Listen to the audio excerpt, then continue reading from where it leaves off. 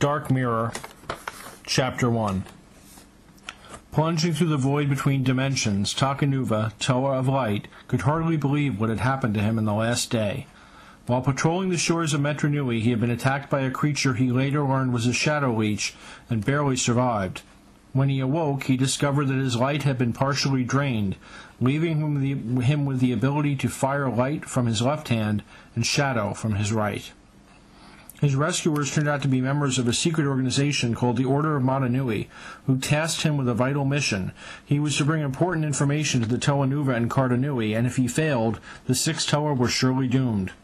The fastest way to get him there was using the power of a mask of dimensional gates worn by reformed member Brutaka, but the mask was ever so slightly damaged, and the ride had already been a rough one. A circle of light opened ahead of him. He plunged through it, hoping he had reached Cardanui in time. Instead, he landed flat on his mask in the familiar surroundings of the city of Metronui. Or was it familiar? The city was intact and beautiful as it had been when he left, but something was odd. There were statues of Toa everywhere, Tahu, Gali, and the others, but not in their Nuva forms, as they had been before they transformed. There were other statues, too, of Toa Takanuva did not recognize, and looming over them all was a massive sculpture of a Kanohi mask, the mask of intangibility.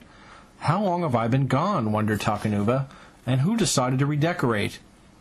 He spotted a Matoran he knew well, Kapura, scurrying quickly through the street. Takanuva stepped in front of him and said, "Wait, friend. I don't think I've ever seen you run before. What's the hurry?"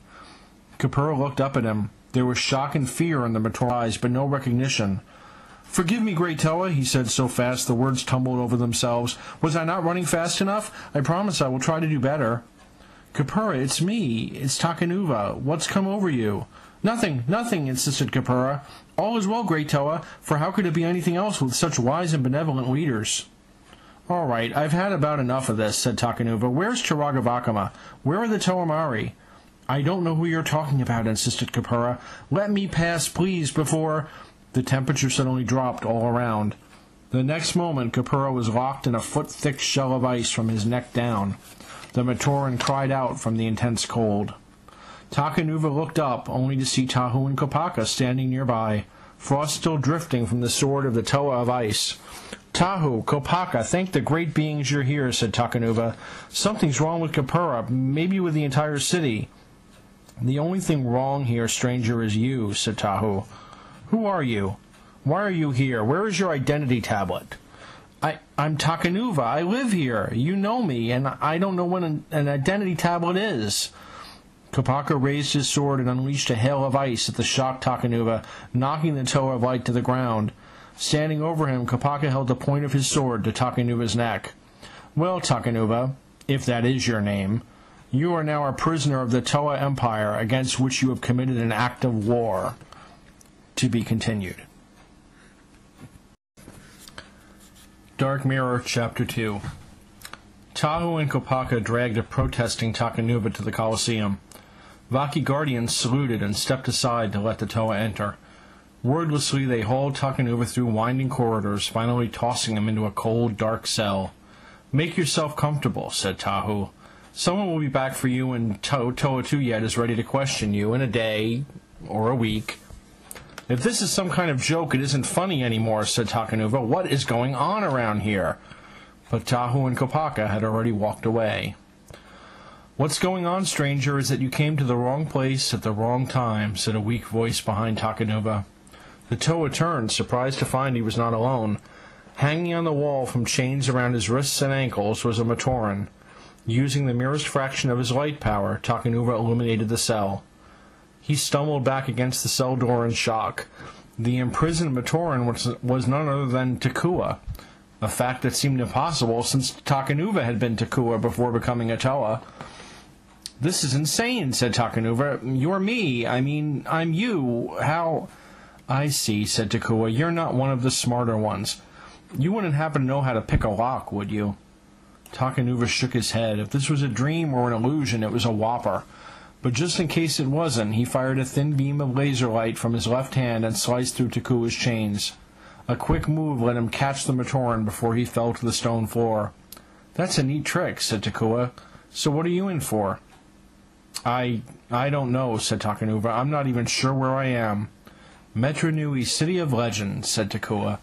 Of course, these days all the legends end with, and the Toa crushed anyone who got in their way, or in my case spent more time wandering than working. When the Vaki treatment didn't take, they put me here. I can't believe this, said Takanuva. Tahu and Kopaka insane or worse, Matoran jailed, and me sitting here talking to myself. Listen, where's Gali? In Gametru, of course, the Matoran replied. She and Karzani run the re-education center. Listen, Takanuva paused, unable to bring himself to say the name Takua. What happened here? How did things get so crazy?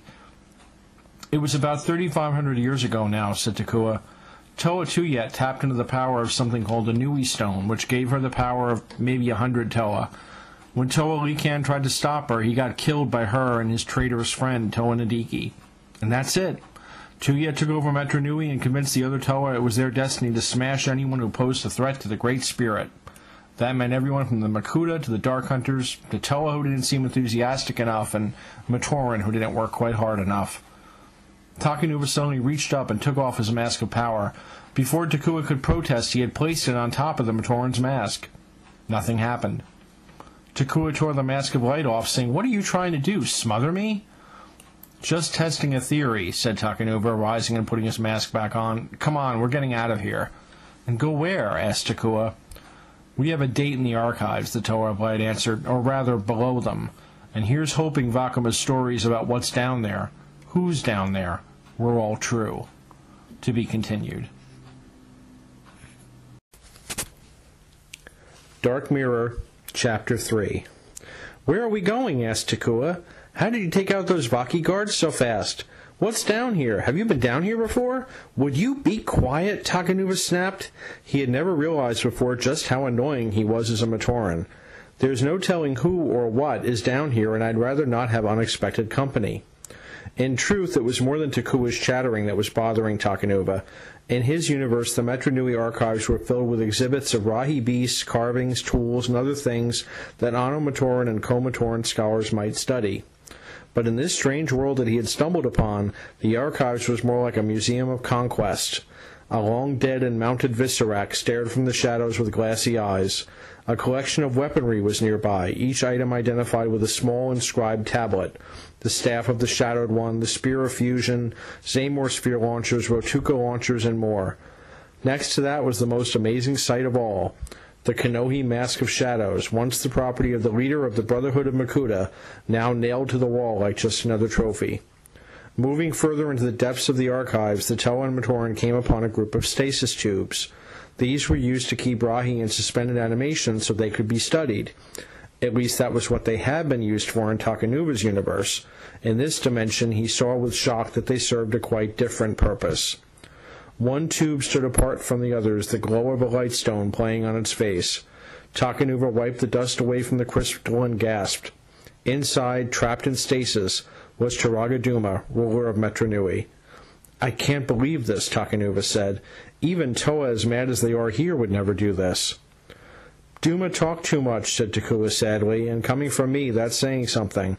When Toa Tuyet took over, he stood up and said that true Toa valued justice and mercy, and she had neither in her heart. You had to admire him for it, all the way up to the moment that they hauled him off and stuck him in there." Takanuva fired a beam of laser light from his left hand, slicing open the crystal case. Takua grabbed his arm, trying to pull it away. "Are you crazy? What if they're alarms? You can't do that." "I just did," said Takanuva, catching the falling Duma. Consciousness slowly returned to the Turaga. When he saw Takanuva, he said, "Who are you?" "I'm a friend," Takanuva replied. "You? A Toa? No Toa is my friend," said Duma. "I don't have time to argue with you," said Takanuva. "Somewhere down here there is an intelligent Rahi called a Kraka. At least I hope she's here. We need to find her. Something is very, very wrong in this world, and I'm going to need help if I am going to make things right."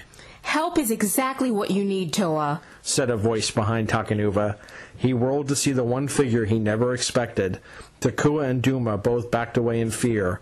Standing before them was the leader of the Toa Empire, the wielder of the Nui Stone, and the unquestioned ruler of the known universe, Toa Tuyet. To be continued. Dark Mirror, Chapter 4. Takanuva, Takua, and Charagaduma walked in single file through the depths of the archives, followed by the silent Toa Tuyet. The ruler of the Toa Empire had not spoken a word since capturing the three of them, simply gestured with her barbed broadsword for them to get moving. They marched for what seemed like hours, through twists and turns, past long-forgotten exhibits, and into regions that probably even the archive caretakers didn't know existed. Takanuva was puzzled. Tuyet could have just brought them back to a cell on the surface, or for that matter, killed them. Why go on a tour of the archives? Things got even more disturbing and bizarre as they rounded a corner and entered a large chamber. In the back were a half-dozen badly damaged Rakshi and an Exo-Toa armored suit missing its right arm. Even more surprising was the sight of two figures clad in black armor who sprang to their feet at the sight of the newcomers, shadow energy crackling in their hands. Takanuva turned around, but Tuyet was no longer there. Standing in her place was another Makuta, this one wearing a scarred and pitted Kanohi How. When he spoke, it was in the familiar grating voice of the Makuta of Metronui. "A simple strategy," he said. "Tuyet has left us little choice but to use our shape-shifting powers when we venture out. Even then we risk capture, just as we have captured you." "I don't understand," said Takanuva. "Why aren't you wearing the Mask of Shadows? I saw it hanging in the archives." Makuta gave Takanuva a look that would have chilled the snow atop Mount Ihu. "The mask is warded. If it is so much as touched, Tuyet and her minions will know at once. She keeps it there unguarded as a taunt to me, knowing I long for it and cannot touch it." The two other Makuta and those Rakshi that could still move closed in. "But you are not so protected, Toa. Give me one good reason why we should not kill you now as your kind has killed ours for so many centuries." "I'm not—" Takanuva began, then stopped as he debated how much to tell his captors. These were, after all, Makuta, the most evil beings in the universe from which he came. Here, though, they were hunted fugitives in a world gone mad. "I'm not one of Tuyet's Toa. My name is Takanuva. I am a Toa of Light." The three Makuta recoiled. Takanuva could understand why. A Toa of Light was the ultimate weapon against beings of shadow. "Listen to me," he continued. "I come from someplace else, where there is no Tuyet, no Toa Empire. I can't claim I understand what happened here, but I do know this. I don't belong here, and I need to get back to my own universe." The three Makuta were silent for a moment. Then they began to laugh, a horrible sound that echoed throughout the chamber for long minutes. "And just how," said the Makuta of Metronui, "do you propose to get back to this universe of yours, my poor mad Toa?" "By finding the one who sent me on my journey," Takanuva replied, "a being named Brutaka." One of the Makuta nodded. He was tall, with armor lined with short, curved, and very sharp blades. "I have heard legends of a Brutaka. It's said he is a great hero who guards a valuable treasure. But in Matoran legend, every pile of rocks is a treasure, every rahi larger than a stone rat is a monster, and anyone who doesn't scream and run when the thunder cracks is a hero of great courage." "Very true, Krika, very true indeed," said the Makuta of Metronui. "Very well, then. You, Toa, are either a liar, or fool, or a madman, I know not which. But if you need our help, you will have to pay a price." "And what is that price?" asked Takanuva. "A Matoran expedition escorted by a pair of Toa left Metronui weeks ago, bound for the island of Artaka," said Makuta. "They were to retrieve an object of power, a legendary Mask of Time, one of the few weapons that might be effective against Tuyet. By now they have it and are on their way back. I want you to attack their force and steal the mask for us. In return, we will smuggle you out of the city so you can find your Brutaka. But be warned, the Matoran leader is a fanatic who would rather die than surrender his prize. You will have to grant him his wish." "And just who is this leader?" asked Takanuva. "No one you would know," said Makuta Krika. "A Tamatoran, someone named Jala." To be continued. Dark Mirror, Chapter 5. Toa Takanuva had experienced many strange things since arriving in what he now knew had to be some kind of alternate universe, but nothing quite equaled what he was experiencing right at the moment, the sensation of flying under his own power over a vast stretch of ocean. Even stranger was the fact that he had Makuta to thank for this ability. After telling him roughly where to look for the caravan that would be carrying the Mask of Time, Makuta Krika had commented that he would never be able to intercept them in time by sea, even if he managed to steal a boat and slip away from Metru Nui. Flight was the best choice. Before takanuva could argue that he didn't have the ability to fly, Krika had blown a fine powder into his face. The Toa of Light couldn't help but breathe it in. With a laugh, Krika explained that he had just been exposed to a Makuta virus, which would, at least temporarily, give him the power of flight. If it had any other side effects, Krika chose not to say. Takanuva didn't know whether to thank him or hit him. Still, his directions had been good. Up ahead on the land, Takanuva spotted an Ussel crab-drawn cart driven by a Matoran, flanked by a Toa of Ice and a Toa of Earth mounted on Muaka tigers. Takanuva could only guess that both cart and Rahi had been loaded and unloaded from a ship, since part of the journey to Artaka had to be made by sea.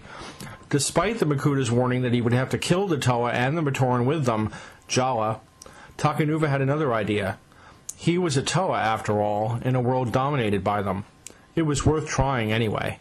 He landed right in front of the cart, prompting Jala to rein it to an abrupt halt. The two Toa raised their spears and shields and took a step forward. "Who are you?" said the black-armored warrior. "Speak or face the power of my seismic spear." "What my grim friend is trying to say," said the Toa of Ice, "is that we were not expecting visitors, not even multi-toned ones such as yourself. Surprises make us nervous, and when we are nervous, other beings sometimes get hurt." "Lower your weapons," said the Toa of Light. "My name is Takanuva. I am here on business of the Empire." "I am Toa Kualis," said the white-armored Toa. "My surly friend is Toa Bomanga. And what might your business be, Takanuva?" "I don't trust him," said Jala. Takanuva barely recognized him in his red Kanohi Komau. "Kodan keeps a record of every Toa in the universe, and I've never seen his name before." Takanuva fired a thin beam of light at Jala, shooting the reins out of his hands. Puku, the Ussel crab, reared up, startled. "When I want your opinion, Matoran, I'll ask for it," Takanuva said, trying to sound like a Toa from this universe. Koalis' response was a blast of ice from his Sub-Zero spear, but Takanuva easily shadowed it with another light beam. Bumanga made a move to attack, but the Toa of Light temporarily blinded him with a flare. "If you're done," said Takanuva. "Tuyet has received word of a plan to steal the Mask of Time. She has decided that 2 Toa are not enough to guard it, particularly you 2. So she has sent me to join you." "And just what makes you the right choice?" growled Brahmanga. The Toa of Light thought fast. "Have you ever heard of Takanuva?" Both Toas shook their heads. "How about Gralak, the mighty ash bear?" Again they shook their heads. "And I suppose you haven't heard of the beasts of Mount Ihu, or the flame serpents of the Trenkron Break, or even," he dropped his voice for effect, "even the Koli creature of Gawahi." "We haven't heard of any of those things," said Koalis. Takanuva smiled, raised his lance high, and then plunged it into the sand in front of the 2 Toa. "There is a reason you haven't heard of them, brothers, and if I could defeat them, I could surely handle the threat to the Vahi." Bomanga and Koalis glanced at each other. Then Koalis shrugged. "Very well, brother. You may travel with us to Metru Nui, but since you are so powerful, why don't you walk in front of us? That way you can meet any challenge head-on. Incidentally, who is it that plans to try to steal this mask from us?" "A very powerful and evil being called Brutaka," Takanuva replied. This time, the 2 Toa obviously recognized the name. Bomanga even smiled. "You know of him, then?" asked Takanuva. "And well I should," said Bomanga. He plunged his spear into the ground next to Takanuva's lance. "After all, I killed him." To be continued. Dark Mirror, Chapter 6. Back when Takanuva was Takua, a Matoran of the village of Dakoro, he had once found himself walking through a stretch of jungle, being stalked by a monstrous Nuijaga scorpion. Whenever he moved, the scorpion moved. If he stopped, it stopped. If he turned to face it, it would kill him, but if he led it back to the village, it might harm others before it was driven off. He was finally saved by a sudden inspiration. He changed direction and led the Nuijaga straight toward a Muaka cat cave. Angered at the intrusion into its territory by the other Rahi beast, the Muaka attacked the Nuijaga, and Takua escaped. Which just goes to show, thought Takanuva, nowadays there's never a Muaka around when you need one. Here he was, trudging across the barren plains of Karzani in this weird alternate universe. Behind him were two Toa, Bomanga and Koalas, both of whom served the oppressive dictatorship of the Toa Empire. Between them was Jala, a Matoran who in Takanuva's world was the Toa of Light's best friend. In this universe he was a servant of the Empire, transporting the Mask of Time back to Metru Nui. That wasn't the worst of it, though. Takanuva needed to find Brutaka and the Mask of Dimensional Gates if he was ever going to make it back to his own universe. And Bomanga had just announced that Brutaka was dead, killed by him, all of which left Takanuva exactly nowhere. "Ah, Brutaka," said Bomanga. "He fought well. But when he turned to fight Gaki and Pooks, I hit him from behind, and that finished him." "Not very fair," muttered Takanuva. "Fair?" asked Bomanga. "He was an enemy of the Empire. He tried to prevent our lawful exploration of Oyanui.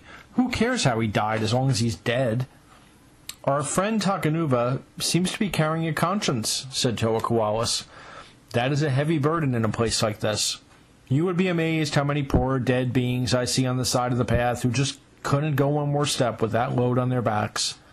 "Spare me the philosophy," snapped Takanuva. "What about Brutaka's weapons and his mask? What happened to them?" "You should know," said Bomanga. "If you really serve Toa Tuyet as you claim, any treasure like that gets brought to the Colosseum in Metru Nui for safekeeping." "Right, naturally," said Takanuva. This was going to be a problem. How was he going to get into what had to be the most heavily guarded spot in Metru Nui to get that mask? "You know, you remind me a little of someone," said Bomanga. "A Toa of Water, one of Likan's old team. What was her name? Toa Naho, that was it. She came along on one of our missions to Odina to clean out that nest of stone rats. Offered to go after the Shadowed One herself, take all the risks. Turned out she was helping that creep escape. He got away, she didn't. Tuyet turned her over to her friend Rudaka, and, well, she wound up an interesting exhibit in the archives." Takanuva knew he should keep quiet, but he couldn't. "Do you think this is what Tuyet really wanted? Toa betraying other Toa, Matoran living in fear of their heroes? Toa was supposed to be respected and look up to." "But we are," said Koalas. "Everyone respects what they fear, and they can't help but look up to us. We always look down on them."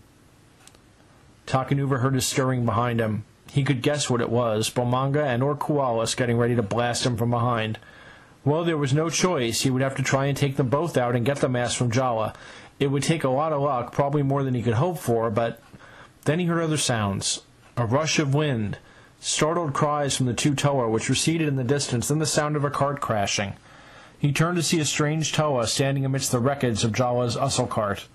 He was retrieving the Mask of Time, which lay next to the unconscious Jala. When he noticed Takanuva, he stopped. "You're not one of them," the Toa of Air said. "That's why you're still alive. Don't make me regret that decision." "Who are you?" asked Takanuva. "What do you want here?" "What do I want?" said the Toa. "I want some peace. But I'm never going to get any while that crazy Toa of Water is running things. So I keep an eye out for things she wants, like this mask here, and I take them from her. That's why if you ever see her list of enemies of the Empire, you'll find my name at the top, Toa Lesevek. To be continued. Dark Mirror, Chapter 7. Under the cover of darkness, Toa Lesevek and Toa Takanuva darted through the sculpture fields of Pometru. They had slipped back to Metru Nui via underwater chute a few hours before. Lesevek knew a few that were closed for repair but still functioning, and best of all, unguarded. "Where are we going?" whispered Takanuva. "The Colosseum is the other way. If Brutaka's mask is in there, that's where I need to go." "Right," said Lesevek, "but if you want to get in and out of there alive, we do it my way, and my way starts at the Throne of Stone." The Toa of Air pointed straight ahead. Not far away there was indeed a huge throne made of rock, mounted atop a base of rock-she parts. Pomatoran bearing torches surrounded it, and seated in the great chair was Toa Pohatu himself. Excuse me," said Takanuva. "I ran into Tahu and Kopaka not long ago, and are you sure this is a good idea?" "Trust me," said Lesevek, smiling. After a few hours, the Pomatoran left to go back to their homes. As Pohatu descended from his throne, Lesevek scraped 3 times with his armored boot against a nearby rock. The Toa of Stone stopped, head turned to listen. Then he said, "Lesevek, you are out of your mind." "It helps," said the Toa of Air, leading Takanuva to where Pohatu stood. "This is my new pal, Takanuva. He's looking for the 5-widget tour of the Colosseum, particularly the Hall of Masks." "Wait a minute," said Takanuva. "I don't understand any of this. Tahu, Pohatu, and the rest were supposed to stay asleep until they were needed to awaken Mananui, but Mananui never fell asleep here, so why are they here?" "He talks a lot, doesn't he?" Pohatu said to Lesovic. Lesovic shrugged. "Okay, Glowfish, let me tell you a story," Pohatu said. "Toa Tuyet found out where we were from our Taka. She sent some Toa in to find us, but none of them survived the trip. That was when she found a spot in the Colosseum no one had ever seen before, a place from which she could fake the signal that would launch our canisters. Next thing you know, here we are. She laid it all out for us, how the Makuta and the Dark Hunters were plotting a takeover, how it was our duty as Toa to stop them dead. It was the only way to make the universe really safe. So we all signed on. But after a while I started to have doubts. They turned into fears when I found out Tuyet had sent a squad headed by Toa Nadiki to wipe out the Ninra ghosts, just because they might someday make something that could be used against her. 4 dozen Matoran dead. Still makes me sick. That was when I made contact with Lesovic, and we've been working together ever since. Of course, Tuyet doesn't know that." "You're a regular stone wall of history," said Lesovic, "but it's going to be light soon. We need to get the troops together and get ready for a raid." Pohatu led the 2 Toa back to his cavern. Once inside, he used his power to send a mild tremor the length of Metronui, not enough to cause damage, just enough to signal those who would understand and respond. They started filtering in through underground tunnels not long after. Nuju, Akmu, 3 Dark Hunters, Guardian, Darkness, and Primal, 1 Toa, Krakua, and a Pomatorian that Lesovic introduced as Kodan. "It's handy to have the Toa's chronicler on our side," said Lesovic. "Helps us stay informed." "So what's the plan?" asked Takanuva. "We sneak in, steal the mask, and get out?" "He thinks small, too," Pohatu said to Lesovic. Lesovic shrugged. "Listen, Junior, I don't know where you came from or why," said Pohatu, "but I'm betting Tuyet doesn't know either, and maybe that gives us an edge. So we're putting everything on one Akalini play. Akmu here has alerted the Makuta in town. Darkness took care of any Dark Hunters nearby who are still on 2 legs. Everybody's in." "In what?" asked Takanuva. "Tuyet's had her own way for too long," Pohatu answered, grabbing a protosteel axe off the wall. "It's time to take her down." To be continued. Dark Mirror, Chapter 8. Takanuva crouched behind a wall, a wounded Lesovic beside him. All around, elemental power bursts were flying, warriors were screaming, and a disaster beyond his imagination was taking place. It had all started out so well. Lesovic's band had made it close to the Colosseum before being spotted. As planned, Takanuva had used his newfound shadow powers to blind the guards. Pohatu followed with a massive fist of stone that cracked the walls of the huge structure. To the east, Makuta Pterodax led Krika, Kojal, Taragaduma, and Takua into battle. At first they made short work of the Matoran and Toa who guarded Tuyet's fortress. Then it all went wrong. A Toa of iron appeared on the walls, and a hail of spikes spelled the end of Takua. Takanuva watched in sheer horror as his other self collapsed and died. Kojal fell next, his armor crushed by the Toa's power, and his essence incinerated by a Toa of plasma. Pterodax was forced to pull back. Things were going no better for Lesovic's squad. Primal had run into Tahu at the eastern entrance and killed the Toa of fire, but the sudden appearance of Gali and a sphere of water around the Dark Hunter's head left him to drown on dry land. Toa Krakua hit Gali with a wave of solid sound, blasting apart her mask and armor. Pohatu cried out too late. Akmu had already dashed ahead and slain the fallen Toa of water. He didn't get to enjoy his triumph long. Kopaka flash-froze Akmu, and a swipe from Anua's claws shattered the Matoran into little pieces of crystalline protodermis. Now it was no longer one battle, but a dozen separate ones being fought at once, the lines moving back and forth. Pohatu fought his way into the Colosseum, but found himself too evenly matched with Anua to make much progress. Lesovic fell with an ice dagger in his shoulder, but rallied to blow Kopaka off his post high atop the Colosseum. Takanuva winced as the Toa of ice hit the ground and lay still. "Now," said Lesovic to Takanuva, "darkness will lead the way. Get in there and do what you have to." "What about you?" asked Takanuva. "We'll give them something to remember," said Lesovic. Takanuva took one last look around. Nuju was side by side with Guardian, keeping a Toa of magnetism too off balance to use his powers. Pterodax's forces had charged again. Krika used his vacuum power to absorb Lua's attacks until Pterodax could summon a bolt of lightning, powerful enough to turn a Toa to ashes. Darkness was already on the move, slipping through the cracks in the Colosseum walls. Takanuva used his shadow power to enlarge them and followed. Inside, the Colosseum was strangely silent. One would never know a battle raged outside its walls. A team of Toa rushed by on their way to join the fight. Steeling himself, Takanuva fired laser blasts at the ceiling, bringing the rubble down on top of them. He still found himself hoping he had only stunned them, not killed them. Together, Toa and Dark Hunter fought their way to their goal, the Hall of Masks. They had made it to the chamber door when Darkness paused. He heard something. The next instant the door exploded outward as a wall of water erupted from within, sweeping Darkness away. Takanuva managed to grab hold of a doorway, holding on with all his might and holding his breath. Outside, Pterodax's attack had met with success, as Toa fell before him and Krika. Turagaduma had rallied Lesevic's group, although not before Nuju had been pulled into the archives by plant life gone wild. Guardian, too, fell, but took half a dozen Toa with him. Back in the Colosseum, the deluge had finally stopped. There, framed in the chamber door, stood Toa Tuyet, Nui stone in one hand, mask of dimensional gates in the other. "I know who you are," she said. "Or rather, I have guessed. You don't belong here." "Neither do you," said Takanuva. "You don't exist in my world. True Toa must have stood up and stopped you before you went too far." "In my world I am much more competent," she replied. "How unfortunate for you." "All right, then," said Takanuva. "For Takua, for Lesevic, and for all the Toa and Matoran whose lives you have ruined, I strike." To be concluded. Dark Mirror, Chapter 9. Toa Tuyet stood over the battered, semi-conscious body of Takanuva, Toa of Light.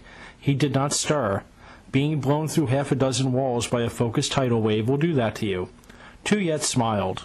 Pathetic. Truly pathetic. If you are an example of what a Toa are like in your universe, it's a wonder you haven't all been hunted to extinction by now. The ruler of the Toa Empire slipped off her mask of intangibility and replaced it with the Kanohi Olmak, the mask Takanuva had come seeking. This mask alone had the power to open gateways to interdimensional space, and it was Takanuva's only hope of escaping this twisted world. Your friends outside are dead, or soon will be. I admit I was surprised to find they still had some fight left in them after 3,500 years.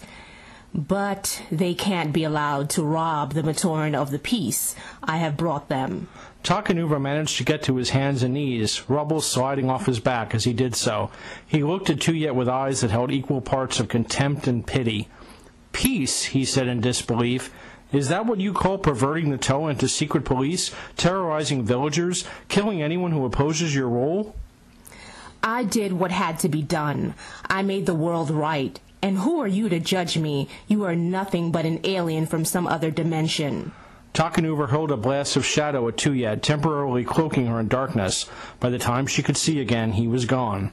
But his voice came from high above her, saying, "That's true. My world is messier than yours, more dangerous in some ways, but it's a world that's better because you're not in it, Tuyet."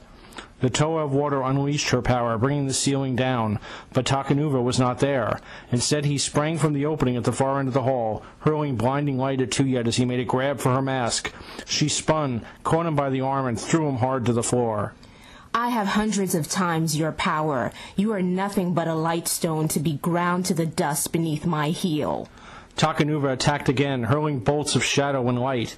To his amazement, Tuyet parried them with ease. Seeing his surprise, she laughed. You know, we had no Toa of Light in this universe. We didn't need one. And in a few moments, we will be back to being without one. Takanuva charged. The next few seconds were a blaze of battle, lasers turning water to steam, waves crashing against walls, a race to see what would happen first, Takanuva drowning in the tide, or Tuyet drowning in darkness. When the fight was through, Tuyet stood once more triumphant. Enough! I have wasted enough time on you. Your rebellion is finished, and now so are you. Tuyet was about to strike when a strange sound penetrated the damaged Colosseum. Takanuva raised his head and glanced out a hole in the wall. He saw hundreds, no thousands of Matoran marching toward the building, all of them armed. In the distance he could see airships and seagoing vessels carrying other Matoran, Dark Hunters, Vortex, and others.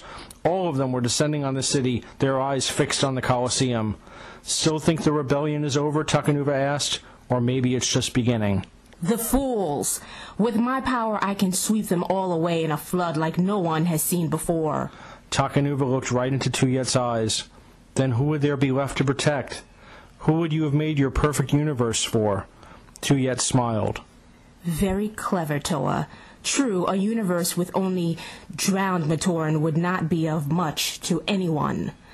But they must be taught respect. Why? If they are so ungrateful, why not use your mass to travel somewhere else? Someplace that needs you. Start over again in another Metro Nui, one where they might welcome a ruler like you. Tuyet glanced down at the street. The mob was coming closer, and though she could easily kill them all, it would leave her as the ruler of an empire of corpses. Perhaps Takanuva was right. At the least, she could leave and return with an army of Toa from some other dimension, enough to stamp out every last vestige of rebellion in her own world. She turned away and activated her mask. A portal into interdimensional space opened before her, and she prepared to step in. That was when Takanuva made his move. He somehow managed to hurl himself at Tuyet, snatching the mask from her face. The second it lost contact with her, its power shut off and the portal began to close. Takanuva, mask in hand, dove through, but Tuyet was not about to let him escape so easily. Even as he cleared the portal, she grabbed onto his leg, trying to follow him. She blasted him with hard bolts of water, catching his hand and tearing the mask from his grasp. It floated away into the space between dimensions. Takanuva turned back. What he saw horrified him, but his shouted warning came too late. Tuyet was halfway through the portal, trying to drag Takanuva back in. She was so consumed by rage that she never noticed the portal closing until it was much too late. She screamed as reality slammed shut on her body, leaving her upper half in the void and her lower half in the Colosseum on her world. Mercifully, death came instantly. Takanuva hovered in space for a long moment. He wondered what would happen in Tuyet's universe with her gone. Would the Toa become protectors again? Would the Matoran take control? Or would some group like the Dark Hunters or Makuta become new dictators? Perhaps someday, if he was able, he would return to find out the answer. He turned his head away from the remains of Tuyet, wondering how a Toa could go so wrong, and realizing with a shudder what a very fine line it could be between justice and tyranny. Tuyet's life had been wasted, but the lives of no more Toa would be lost if he could prevent it. With grim resolve, he resumed his journey to Cardanui. The end.